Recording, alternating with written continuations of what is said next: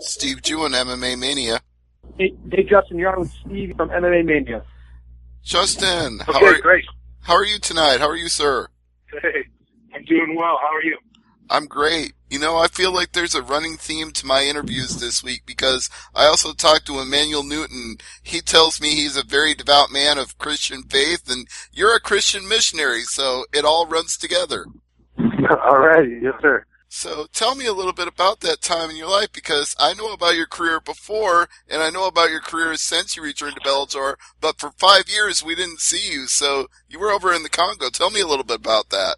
When I stepped out of fighting, it was because I had turned into a depressed, drunk drug addict. And that's not how I could have ever seen it played out. I was getting paid to do what I love for a living. It was the dream I chose as a 13-year-old child, so my childhood dream had actually become a reality. I don't know, I was walking through Costco, and the people in the deli market doing the rotisserie chickens want to come take pictures with me and stuff because they watched The Ultimate Fighter. So childhood dream was a reality, but I was a full-blown addict, and I dealt with clinical depression at 13 years old, grew up getting bullied, and mom took me to see a doctor, and he said I was depressed, and so I dealt with that for 10 full years, and then addiction for nearly 6. And when I decided to step away from the sport, it was mainly just to get my life right, and for me to find my faith and to deepen my roots in it. Because, to be honest, two of my favorite quotes weren't good quotes about Christians. They were bad quotes, and I wanted nothing to do with Christians. One was from Gandhi. It said, "I like your Christ, but I don't like your Christians because your Christians are so unlike your Christ." And so that's what I would use whenever any Christians would try to start talking to me about their faith. And then another one was, I don't know if it's C.S. Lewis or who, but it was basically paraphrased like one of, or the number one reason for atheism in today's society is Christians acknowledging God with their mouths but denying him with their actions. And so I don't know, I just didn't want to be one of those people. And so when I was going through that addiction, I went on a 6-week binge, missed my best friend's wedding, got a voicemail with him saying, "I can't believe my best man didn't show up to my wedding." That just crushed me. So I was a broken dude, and every time I try to stand up on my own 2 feet, I get knocked back down even farther than before.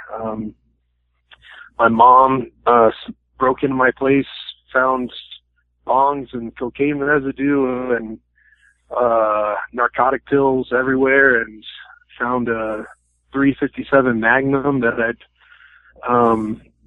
revolver that I contemplated suicide with multiple times. She stole that and got rid of it. And anyways, I was in a really tough time in my life, and I did not ever foresee Christianity being the answer, because even the guy that started sharing his faith with me, I told him, "Man, sitting around, I need a real answer. I need rehab. I need a 10-step program."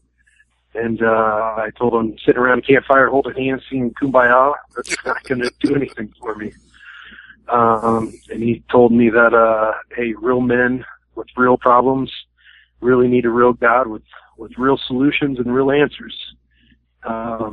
And that kind of sort of softened my heart and said, "Look, I promise you, if you really let him, he'll really show you that he's real, and he'll really love the hell out of you." And so I would say that's what happened. I just softened my heart, said, "God, I need you." Tapped out to who I would say is the Ultimate Fighter, not in some cheesy way, but yeah, that was 5 years, 7 months, and 6 days ago. That I made that decision to just come into a relationship with God, to let him love the hell out of me and say, I need someone greater than myself, and I believe that's in Jesus. So that does seem to have made a difference in your life, but I would also say you found something else that was worth devoting your life to, and that was Oh, the without a doubt. Pygmy people of the Congo that needed your help, that from every account I've read from your bio, from the stories that have been published about Fight for the Forgotten, it seems like nobody was there to help them, and all of a sudden you were. Yeah, which is crazy. But kind of like how I told you, my childhood dream, happened. I wouldn't say it worked out, but it happened. Now my life is, I would say, try not to be cheesy, but I would say that it's better than anything I could have dreamed up on my own, beyond my own dreams, and it's because I get to love people, and I think that's what we are supposed to do as human beings, as citizens of the earth, as children of God, as people under the same sky. I think that we are meant to love each other, and that whenever we do that, amazing, incredible things happen, and that we're supposed to love here, which is the U.S., there, Congo, and really everywhere, every dark nook and cranny needs light. Every place absent of love, it needs it. And so, I just happen to be the guy that could take it there for them and be the spark plug, because there's amazing people there that are my heroes. A father figure of mine named Papa Y, and a brother to me named Benjamin Laringa Coley, who is coming to the States and will be ringside at my next fight, and then him and I will head back to the Congo together. This whole thing started off with a dream of, I got there, really said, the problem's too big and I'm too small, and I left with my head down and tail tucked between my, legs, and didn't know what I could do. I was just crushed from seeing all the poverty and just how it wreaked havoc on people. It was overwhelming. And, but the second time I went, at the end of the trip was even worse. I had a 1.5-year-old named Andy Bo die in my hands, and I buried him, and $1 was the cure for the pills. But the nurses told him, you're too dirty to come in here, to his mom. And his mom was already widowed, from sickness, and already lost her other son, so it's just her and her son. And they said, you're too dirty to come in here. The one-shot cure was like $3.50 or $3, and the whole village came up with $3.50. Yet whenever I started burying them in the casket and shovel that I had bought, it was like $38. So it was just so backwards to me, and it messed with me. But at the same time, there's so much bad, that there was also so much good. I developed true relationships with the people. I lived like them. I tried to listen to them the best I could so that I could learn from them. So that way I just felt like, hey, God's good enough, or at least I'm smart enough that I'll know a true way to love them. Not a flash in the pan, not a handout. And something I say with Fight for the Forgotten is that opportunity is greater than charity. And our vision statement is overcoming oppression with overwhelming opportunity.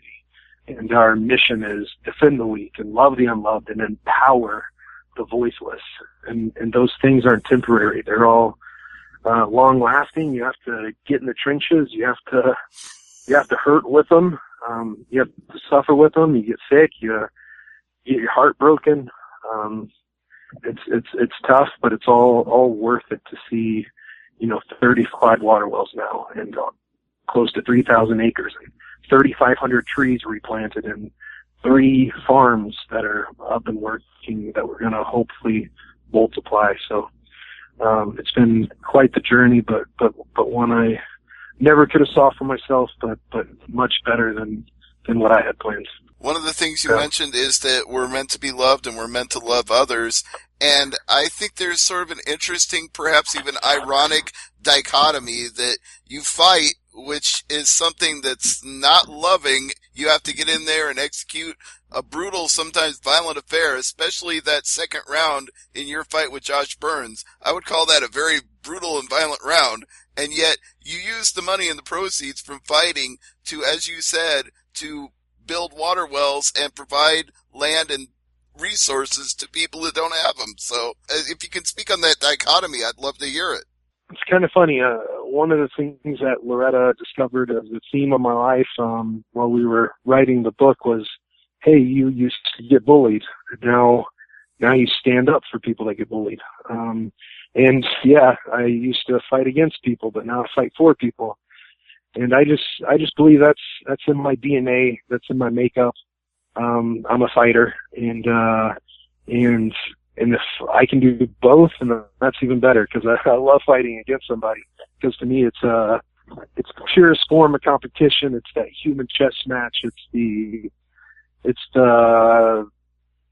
ultimate individual sport. You're not gonna blame it on the judges. Well, I mean, I guess you can, but it's not like maybe like the point scoring for the Olympics with gymnasts or diving, or like, how is there even, there's some sort of, they get it wrong a lot, but anyways, in our sport too.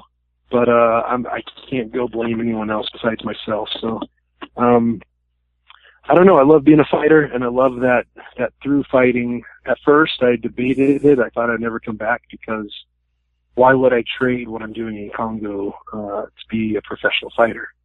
But then the whole time I was building a foundation and setting up Fight for the Forgotten, the whole point of it was, this can't be dependent on me. If it's dependent on the Westerner who's not from here, what happens if he moves away? If it's dependent on the white guy with a lot of, not that I have a lot of money, but in comparison, and there's just the mentality of Africans, white people have money and Africans don't. If it's dependent on the West, what happens when the Westerner leaves? If it's dependent on me, I love you guys, I live here, but I'm not used to a lot of the sicknesses. So what happens if, malaria almost killed me? I lost 33 pounds in 5 days, was vomiting blood and bile, was almost in a coma. I had black water fever. If you Google that, like, one doc said I had a 1 in 4 shot of living, another said I had a 1 in 2 shot of living. So I'm like, guys, what happens if I die? So we had to build something that would outlive me, climb higher than I could ever climb, and go farther than I could ever go. And so it's kind of forced, coming back to fighting has kind of forced me to see the proof of concept of stepping out and letting the leaders that we've been bringing up, like, step into those leadership roles and to fulfill them. And so it's been really cool. Like, I've been telling people I'm kind of the spark plug, but they're the engine. And I'm not the hero. They're my heroes. And I might be a fighter, but they're better fighters than I have ever been. They're in the trenches every day or out in the forest and literally knee-deep mud a lot of times trying to drill for clean water. And it takes 10 to 16 days to get a well. But I've been with them on one well where one part failed and started collapsing just because of the geological layer we were in, and we had to pick up, move all our tools. We lost some tools, 20 meters deep or 60 feet below the surface. We weren't going to recover those. And we had to find a way to make it work, and it took us 30 days for one well. But you know what? An orphanage has clean water for the first time. And so these guys are my inspiration, and I get to go in there and fight for sport, but hopefully it's to highlight something better in the world. You've definitely done that. Your post-fight speech after you beat Josh Burns, for people who didn't already know your story, they found out really quickly what you fight for and why you fight for. So you're fighting now Juan Torres, who is not as established in Bellator as Josh Burns was, and it's also a prelim fight as opposed to main television, but they could bonus it if it's a spectacular fight and a few of the fights on main TV run short. So what do you plan to say if you pick up another win? Well, my guy Ben, who's Benjamin Laringa Coley, the brother and right-hand man of mine, that's I was kind of like the best man in his wedding. He's going to be ringside, hopefully. And I think I'll just look out at him and tell him Amagu, which is his Pygmy name. That's the name the Pygmies chose for him. which means we are all one. We are not different. And so I just really hopefully get in there and do my job and fight to the best of my abilities. Hopefully I perform well and put this guy away and do it in a dominating, non-boring fashion. So that way, when I get my hand raised, I get to look at Ben and tell him how proud I am of him. That when we met, this was just a pipe dream, drilling wells for people, but now it's turned into 35. And I get to spend a few days with him before we fly back and go to the Congo to surprise my Pygmy family. So it's just going to be awesome. I love it.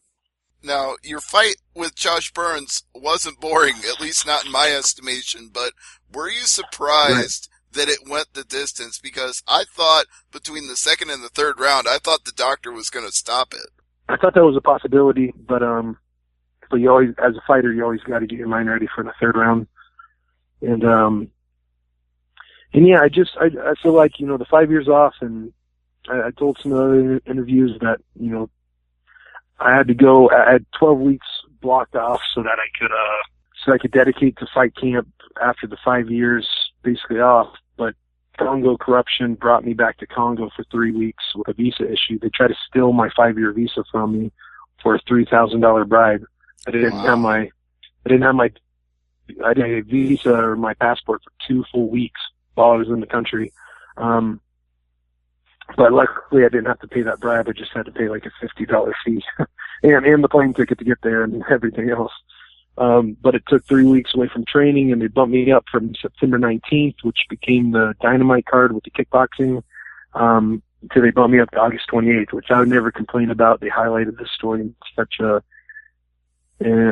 humbling way for me that really honored, my hopes and dreams.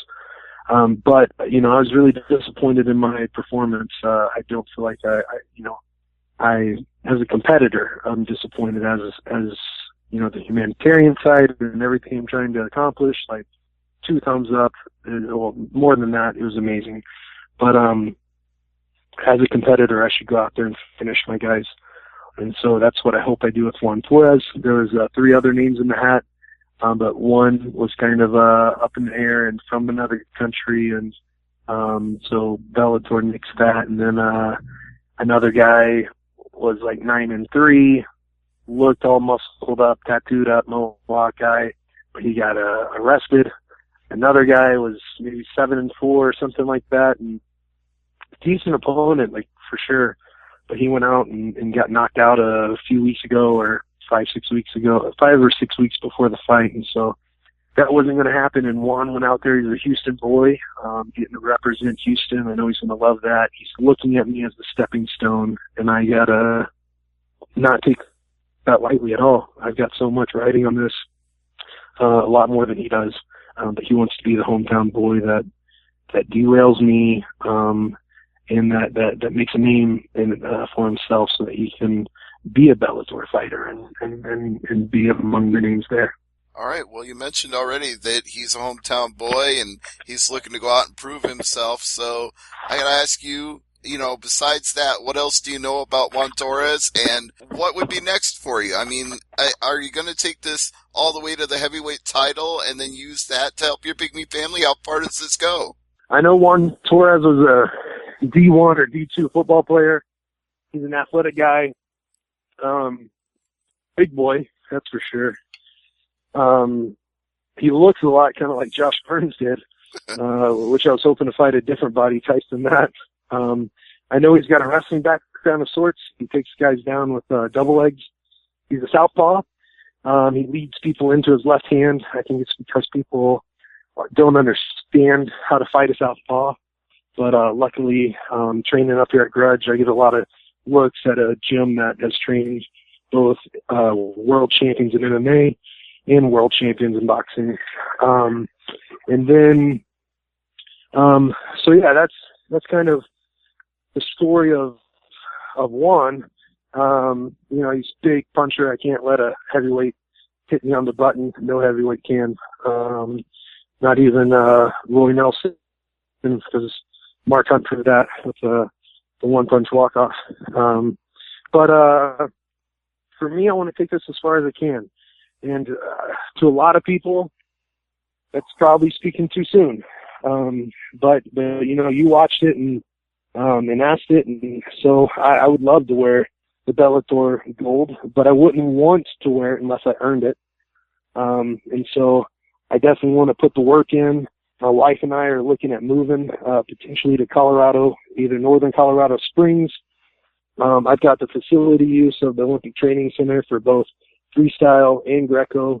But then there is Grudge up here in Denver. There's Lauren Lando for strength and conditioning. There's so much good stuff about being up here in high altitude. And base camp for Fight for the Forgotten would be, I mean, besides Congo, stateside, it would be Dallas-Fort Worth. That's where my family is, my wife's family is. For Water 4, base camp would be Oklahoma City. So for me to move us up here to Colorado, it's because I'm serious about this. I'm not taking it lightly, and I want to run with it as far as I can, which is to that Bellator belt. And if I could do that, I think there would be a story worth telling, you know? I mean, I believe there already is, but a guy at championship caliber that gives away every win bonus, and then goes and sees it done. And I don't know. I'm not doing it for that. I'm doing it for them. But hopefully, it can inspire the people here, and it can be a good thing all the way around. So I'm coming for that belt. I just don't know how long it's going to take. I feel like I'm still chasing down the old me, and then once I'm there, hopefully I can springboard or you know, build on to who I used to be and be a real competitor against the guys in the division. I think you already are. So I would say you're fighting for the forgotten, and you're fighting for yourself, and you're fighting for that title. So I want to thank you for the time, Justin. You've been very gracious tonight, and I want to wish you continued success in Bellator. Hey, thank you so much, brother. Really appreciate that. It's a blessing to talk to you, to know you, to spend some time on the phone with you.